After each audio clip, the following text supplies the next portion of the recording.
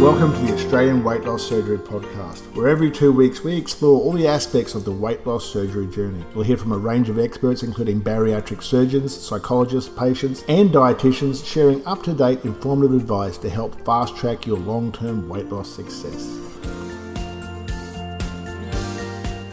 Welcome everyone to the Australian Weight Loss Surgery Podcast. I'm Jacqui Lewis, and today I have with me special guest, Lauren Peat, a health coach from New Zealand. Welcome, Lauren. How are you? I'm great. Thank you for having me. I'm glad to have you here. I think you've been a bariatric nurse for a number of years. You've actually had bariatric surgery yourself, and you're highly experienced in the specialty of bariatrics. You had a gastric sleeve, and you've also been worked in the community-based settings with bariatric patients, and now you've taken on health coaching. Can you tell me a little bit about that? I was inspired really to, while I was on maternity leave, to change it up and do something new. I saw a lot of comments and whatnot in Facebook groups about how much people were struggling, and I could totally relate.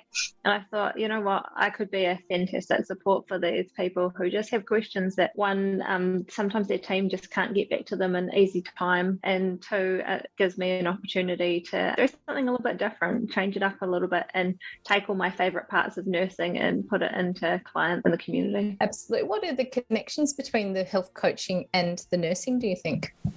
It's everything. So nurses wear so many hats, and we're constantly coaching for health, irrelevant of whether you've had weight loss surgery or any other type of health need. We're constantly looking for the best practice in terms of the science behind it, as well as looking at supporting you in staying fit and well. You've also done postgraduate studies in pharmacology and pathophysiology. And does that extrapolate into your health coaching as well, like having that understanding and intricate understanding of how the human body works? I guess you're bringing the mind concept into that as well and marrying the two together. How does that pan out in your coaching sessions? Oh, it's huge.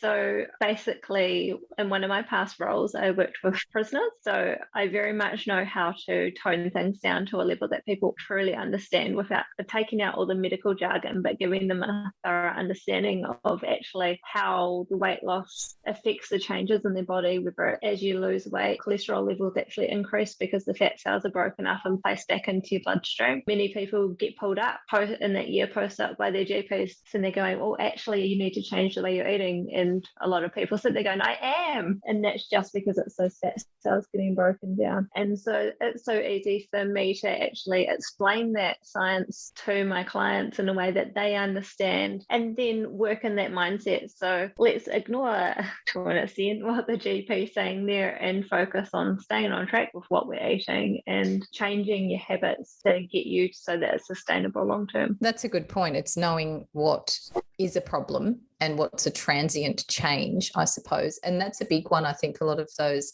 blood lipids and gallbladder issues can crop up after surgery. And I think recognising what's going on in the bloods from a practical perspective and understanding the process of what the surgery is doing and what these lifestyle changes bringing about gives you a bit more of an understanding rather than your cholesterol's high, we need to, stop eating all animal products, which is also a misnomer anyway. So I think that's a nice thing that you can bring to the process. How long ago did you have your surgery, Lauren?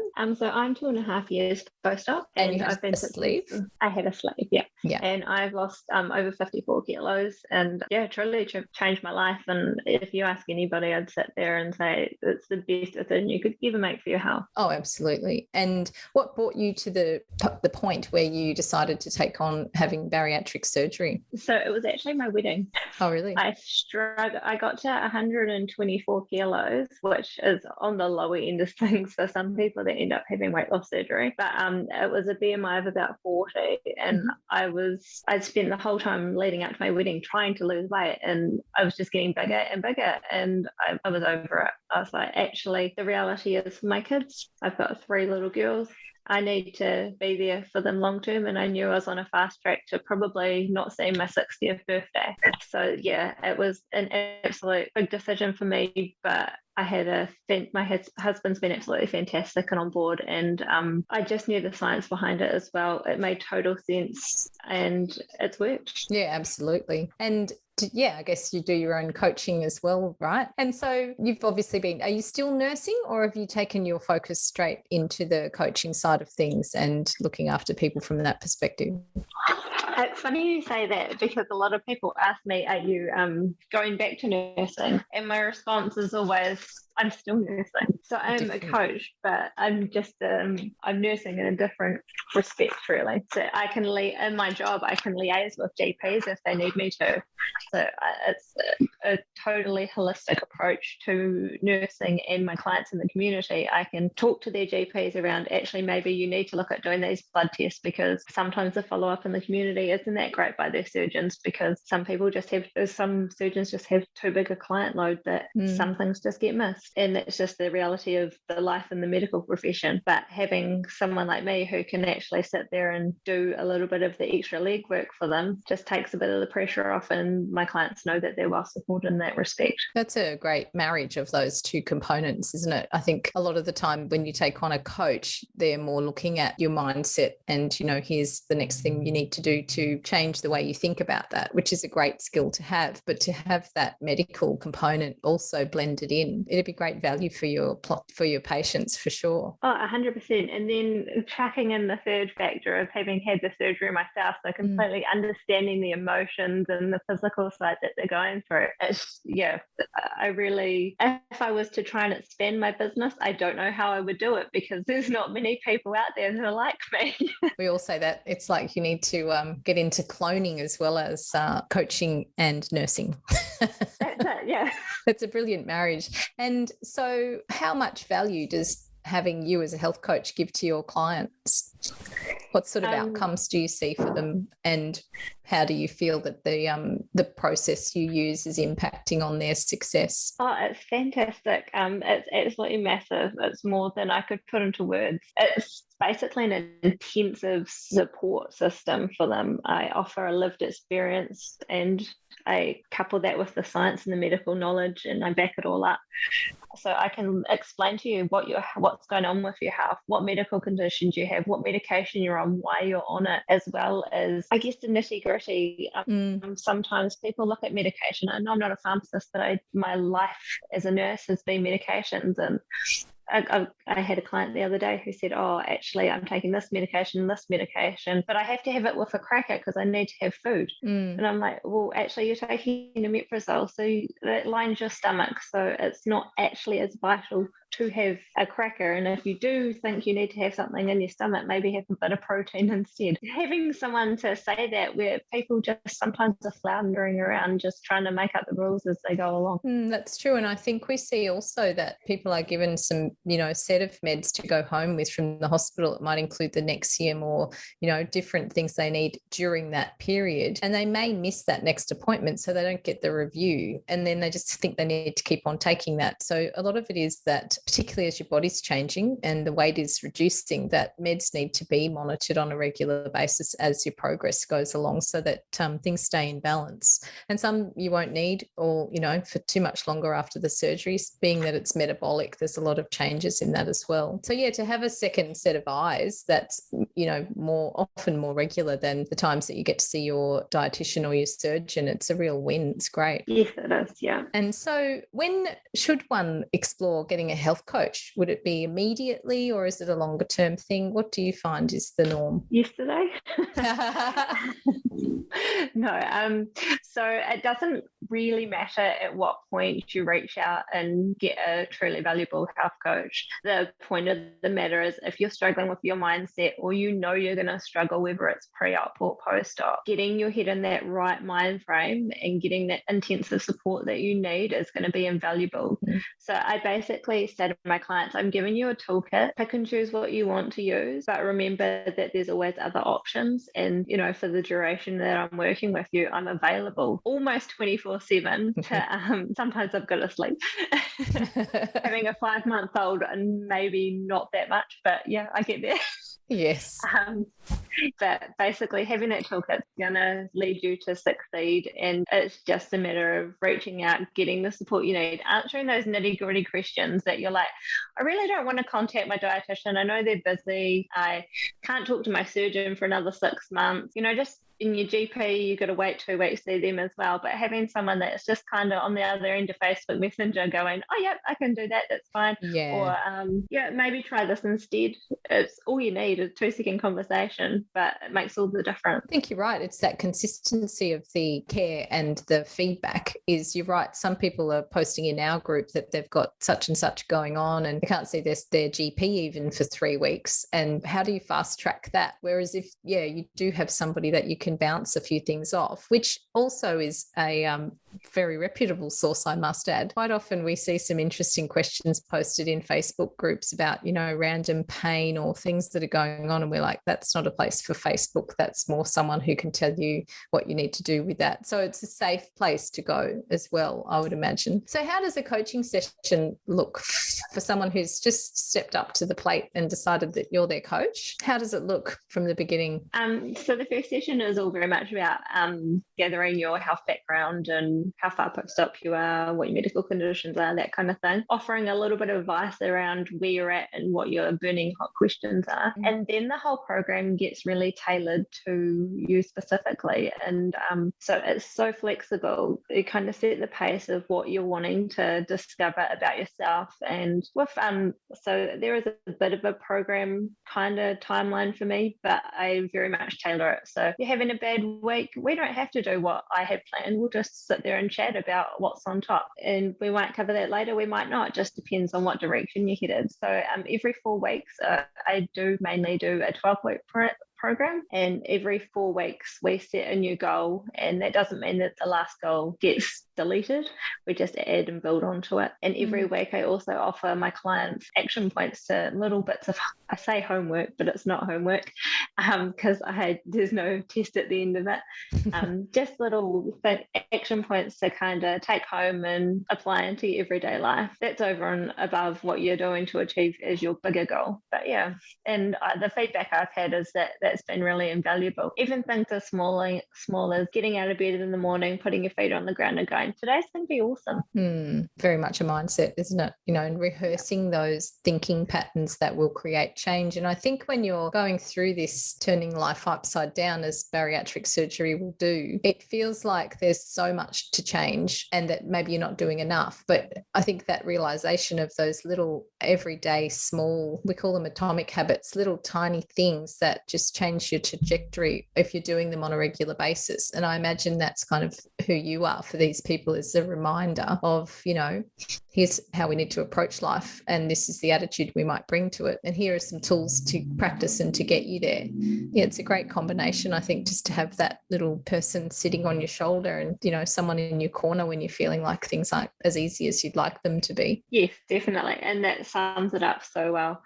I definitely find that even just someone sitting there telling you, you had a bad day, okay, that's cool, it happened, let's just move on tomorrow. Yeah, no, don't start next Monday, start tomorrow. So yeah, it's just those reminders. And so looking at bariatric surgery, there's a ream of people who succeed for the longer term, and they make all these changes and do extremely well, lose the weight and manage that as a lifestyle. There are a contingent who start to regain after a period of time. Why do you think that is? And how does mindset work to help improve those long-term results? So I believe that in terms of this, and I could be wrong, but my belief is that the only reason you would fail is if you're not using it as a tool that it's designed to be. You're using it as a get skinny quick. And if you don't use it to change your lifestyle and change your habits, then you are going to eventually end up in that regain bracket. It happens, like that's life, but it's something that the sooner you can get your mind space into the right place and change those habits. And they say, having the small teaspoon of the whale at a time to get rid of the whale, that's going to make all the difference. One of the books I highly recommend is Tiny Habits by BJ Fogg. And I use a lot of that in my practice, and he just talks about the teeny tiny steps you take to changing your habits. So breaking them down into those small pieces and making them become as normal as, say, brushing your teeth. One of the example he uses in his books is he gets off the toilet and does a couple of push-ups. Now, I'm not saying that's the best idea. Maybe wash your hands first. Even just making small changes so that, say, it's the equivalent of making a cup of coffee or putting petrol in your car. It's a chore that sometimes you enjoy doing, sometimes you don't, but it's about creating it as just a normal part of your day. Yeah, and it's that commitment to yourself, I think, is that you've taken this huge step to want a better life and then looking around at ways of bringing that into practice. There's another book I love, which is Atomic Habits, James Clear, and that's a game-changing book, and it's a very similar thing. He talks about them being atom-sized, tiny little habits that all build up into, changing your direction completely if they're implemented on a regular basis. So it's they're not big things, but they're consistent things and they're choices that we make, I think. And just the regularity of having the reminder of someone to say, hey, what about that habit we're trying to instill? How are you going with that? And a bit of accountability when you've got a coach, I think. Yes, and that's something I say. I'm not just a health coach, I'm an accountability coach. So some of my clients, I get them to check in daily with how much water they've drunk. And that's not for me because I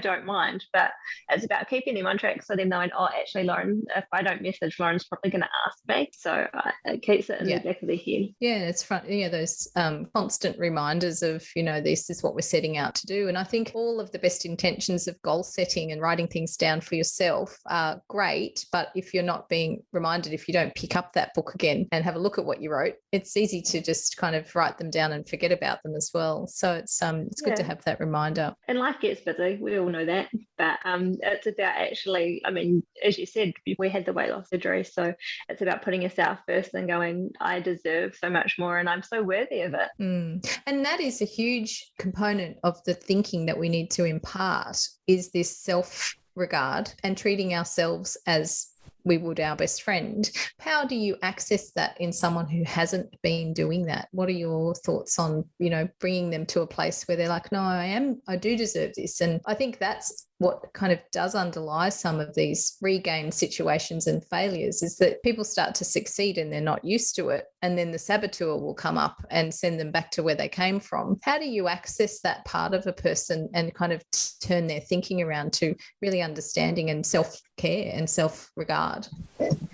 So for me, I look at it a lot as fear. So there's a lot of fear that drives that system of binge eating. And I firmly believe that overeating is a mental illness. And as such, we should be treating people with this disorder as such, as much as we would someone with anorexia or bulimia. And I think just actually having someone that you can talk on open and honestly with about, and coming to terms with actually what is that fear and what you'd like it to look like, what you would like yourself to look at like long term, it starts to change your perspective instead of looking to what happened yesterday. And I'm not a psychologist, so I can't undo a lot of that trauma, but I can work forward to building a beautiful picture on the horizon that we're going to work towards. Yeah, changing that outlook, I suppose, and being in the moment, would you say, is another thing that you... Yeah.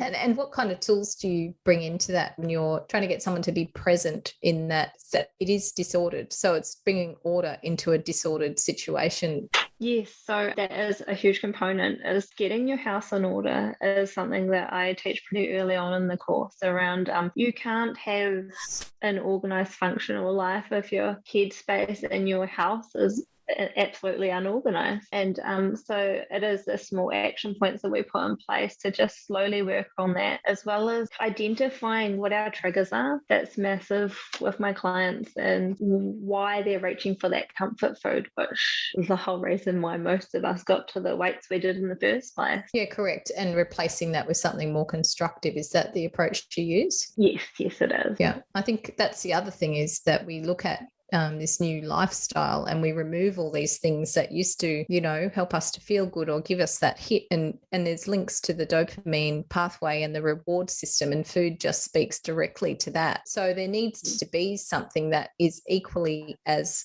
excitatory that we replace that with? And what is the process around finding that for a person? Because it's different for everybody, isn't it? And it's so individualized. So it's working around whether you set each time you lose 5 kilos or 10 kilos, setting a small reward for yourself.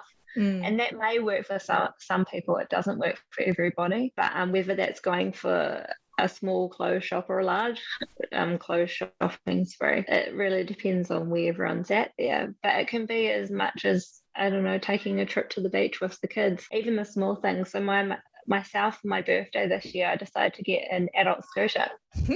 And 50 kilos ago, there was no way you would have got me on an adult scooter. Absolutely. And you know what? I can keep up with my kids and I love it. I've got my baby in the front pack and we're off. And you have 3 daughters, is that correct? I do. I have an almost 7-year-old, a 3-year-old, and a 5-month-old. Wow. And so being busy is not an excuse, is it? No. Tired maybe, but yeah, that's okay. We managed to fit it into our lives. And I always said I wanted a busy household, and I definitely got it. Got to watch what you wish for, don't you? Yeah, you do.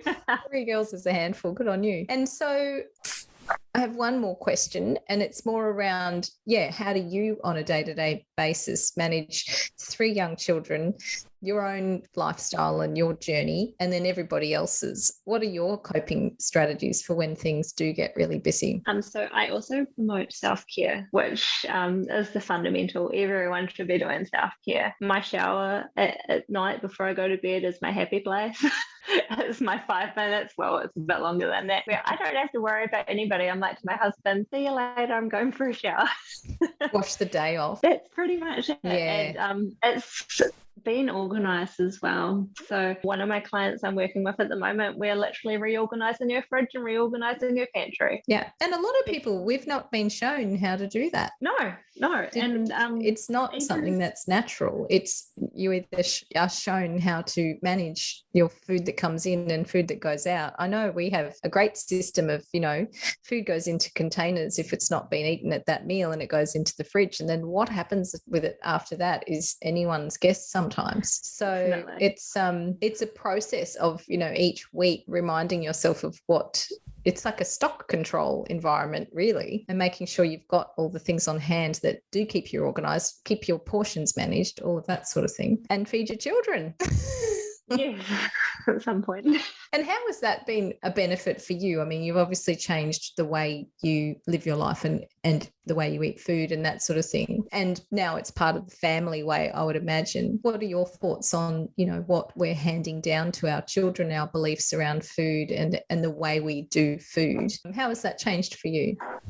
Oh, hugely. I've moved from being someone that was just, let's get the easiest meal we could possibly get, straight down to McDonald's or Burger King, and just I'm too tired by the end of the day. And that was when I had 2 children, let alone 3.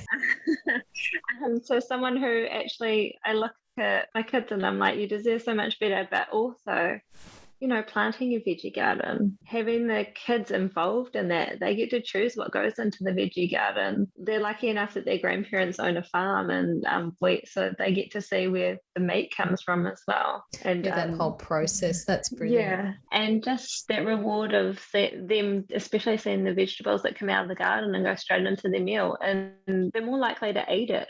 Whereas, if you get frozen veggies out of the freezer, not that they're a bad thing, but there's just less enthusiasm towards a meal. And you want to have meals, especially good nutritious meals, as a happy fun time for your children. I'm not one for pushing them to finish their plate, because I see where that got me. Yes. And that's a generational thing, I think. I think it's only the most recent born babes who don't get forced to eat everything that's on their plate. Yeah. And I haven't had the surgery, and I was the last of 5 children, and you weren't allowed to leave until you'd eaten that food that you didn't even dish up. So it's not based on how do you feel, what would you like to eat, how much. It's here's your dinner, and eat it, make sure you're finished. So I've had this conversation with my siblings. We all had difficulty understanding that leaving the dinner table wasn't linked to feeling so overstuffed and in pain from eating such a big meal. Because my mother's way of loving us was, you've been fed, I'm very busy, and here's your food. So we always had good food, but we had too much of it. And then that sets you up for, every time I eat food, I need to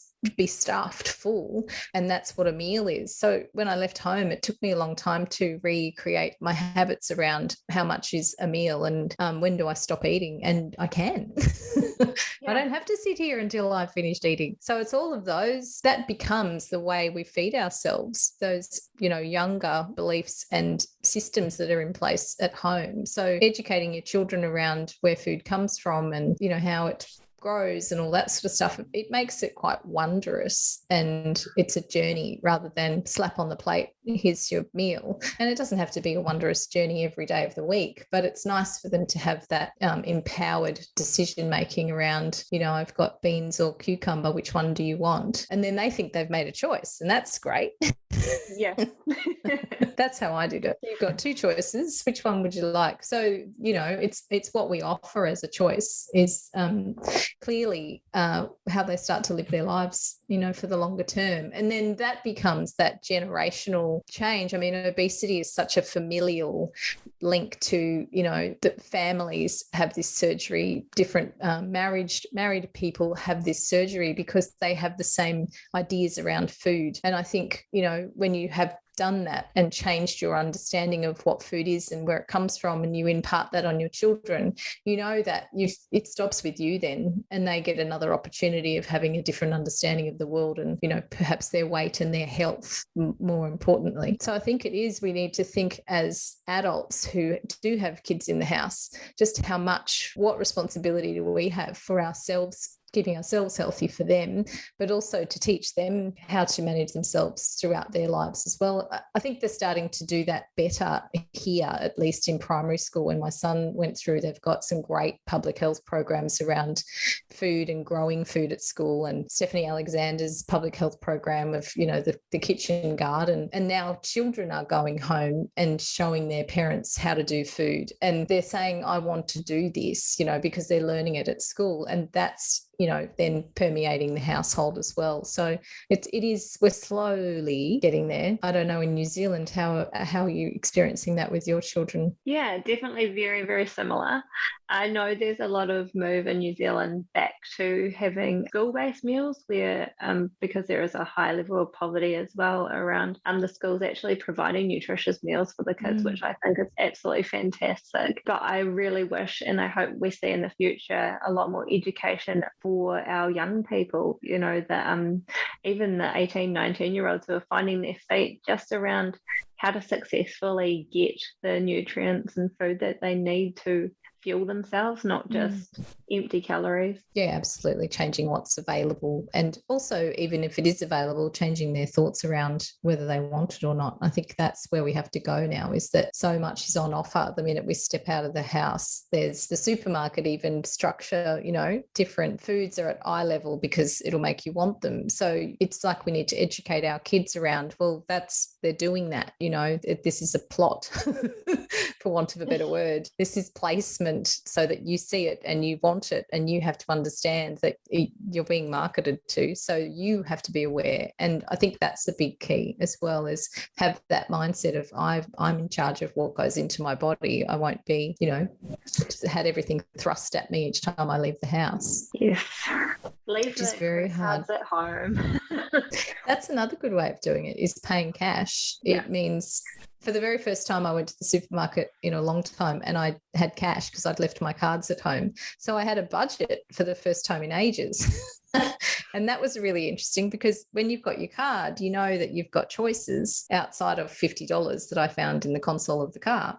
Yes. So it really made me make my decisions differently. And I think when you walk in, even if you've got in the bank to buy more. But if you set yourself up with that structure of here's what we're doing this week and what can we do with it, I think we've become very unconscious spenders of, well, just put that in the basket because we'll just tap the card at the end and off we go. So there's a lot in it as well. And I think, having someone like you pulling up those ideas and helping people to make good decisions is a key thing. So how do we get in touch with you, Lauren, if we decide that we'd like to take on your services as a health coach?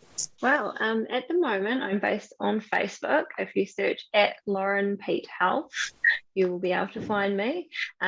I am about to get a website up and running. So once that's up and running, you'll be able to find me at www.petehealth.co.nz. And my name should be in this podcast, so you'll be able to find how that's spelled. Down in the show, underneath every episode, we have show notes. I'll pop in also the book you recommended. So any resources and any, things that we've spoken about in the podcast that are relevant, we pop them in there. So if you're looking for Lauren, and you obviously, do you run only in-person sessions or are you also available online? So most of my clients are done via Zoom. Yeah, I have a couple in-person ones, but I'm located in Whanganui, New Zealand, so not many of my clients are based here, not a huge city.